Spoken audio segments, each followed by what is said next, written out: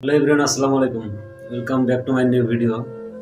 আজকে অনেক দিন পর ভিডিওতে আসলাম আপনাদের সাথে কিছু কথা বলার জন্য, যেটা না বললেই নয়।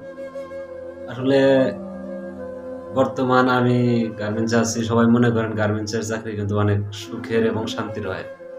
আসলে যে ব্যক্তি গার্মেন্টসে চাকরি করে তারাই জানে, সকাল 8টা অবধি থেকে শুরু করে রাত 9টা 10টা প্লাস কিছু কিছু সময় রাত 11টা পর্যন্ত ডিউটি করা লাগে। ইদানিং হয়তো বা 5টা 7টা 8টায় ছুটি হয়। দিন শেষে মাস শেষে যে বেতনগুলো হাতে পাই তাতে নিয়ে আলহামদুলিল্লাহ নিজেকে খুব হ্যাপি ভাবি। কিন্তু মোটেও আমরা হ্যাপি না। বন্ধু বান্ধব, আত্মীয় স্বজন, প্রতিবেশী ছাড়া গার্মেন্টসে ব্যাচেলার জীবন, বিশেষ করে আমি কিন্তু ব্যাচেলার, তো বেশি কিছু না দেখাই, তো কথায় ফোকাস দিই আমরা। যারা আমরা ব্যাচেলার এভাবে থাকি, মাস শেষে বাড়িতে টাকা পাঠাই, কতটুকু নিজেকে স্যাক্রিফাইস করা লাগে ওটা আমরা নিজেরাই জানি। আর হ্যাঁ, প্রবাসীদের সবসময় আমরা সম্মান জানাই। ইনশাআল্লাহ প্রবাসীরা আমাদের দেশের রেমিটেন্স যোদ্ধা, যাকে বলে রেমিটেন্স যোদ্ধা। তারা না থাকলে আমাদের বাংলাদেশ এত দূর সফলতা পাইতো না এবং আগাইতো না। তো সবাই সবসময় প্রবাসীদের জন্য দোয়া করবেন। পাশাপাশি আমাদের গার্মেন্টস ফ্যাক্টরির শ্রমিক এবং স্টাফ, গার্মেন্টসের লোকজনের প্রতি দোয়া করবেন। কারণ আমরা একটা বিষয় মাথায় রাখি, কোনটা, যে গার্মেন্টসে যারা চাকরি করে হয়তোবা তারা খারাপ। সবাই খারাপ না। আসলে কেউ আসছে পেটের দায়ে আসছে, পরিবার চালানোর দায়ে আসছে, কেউ তার ফ্যামিলিকে সুখে রাখার জন্য গার্মেন্টসে আসে। লেখাপড়া শেষে যখন একটা ছেলে চাকরি না পায় তখনই কিন্তু একটা কর্মসংস্থানে যোগ দেয়। যখন লেখাপড়া শেষে সরকারি চাকরি হবে না বা কোনো ভালো কোম্পানিতে চাকরি হইতেছে না, তখন কিন্তু গার্মেন্টসে চাকরি নিতে হয়। কারণ গার্মেন্টসে বর্তমান চাকরি নিতে গেলে লেখাপড়া লাগে এবং যোগ্যতা লাগে।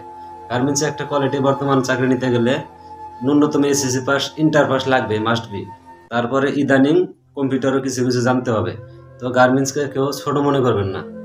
সব থেকে গুরুত্বপূর্ণ বিষয় হলো, গার্মেন্টসে বর্তমান হাজারো কষ্টের মাঝে মাস শেষে যে বেতনটা আসে, একটা জিনিস লক্ষ্য করবেন, সরকারি সেনাবাহিনী ওই বেতনটা পায় না। বিশেষ করে সরকারি সেনাবাহিনী একটা নতুন অবস্থায় যে বেতনটা পায় ওটা আমরা জানি। প্রথমত যে বেতনটা পায় সরকারি সেনাবাহিনীর, ওই বেতনের চেয়ে গার্মেন্টসের কর্মকর্তাদের বেতন অনেকটাই হাই। তো আলহামদুলিল্লাহ, যারা সরকারি চাকরি করে, সরকারি তো সরকারি, ওটা তো বড়। কিন্তু লেখাপড়া শেষ করে যখন চাকরি না পায় গার্মেন্টসে আসে, অনেকে বলে অবিবাহিত থাকলে এই ছেলেটা গার্মেন্টসে চাকরি করে, তার সাথে মেয়ে বিয়ে দেওয়া যাবে না। আসলে এটা ভুল ধারণা। আগে তার ব্যাকগ্রাউন্ড দেখবেন, ফ্যামিলি ব্যাকগ্রাউন্ড দেখবেন, কেন গার্মেন্টসে চাকরি করে, কত টাকা স্যালারি পায়, তার জীবন জীবিকা কেমন চলতেছে, সবকিছু মিলিয়ে কিন্তু। আর আইডি কার্ডটা খুলি, এটা হলো আমাদের অফিসের আইডি কার্ড।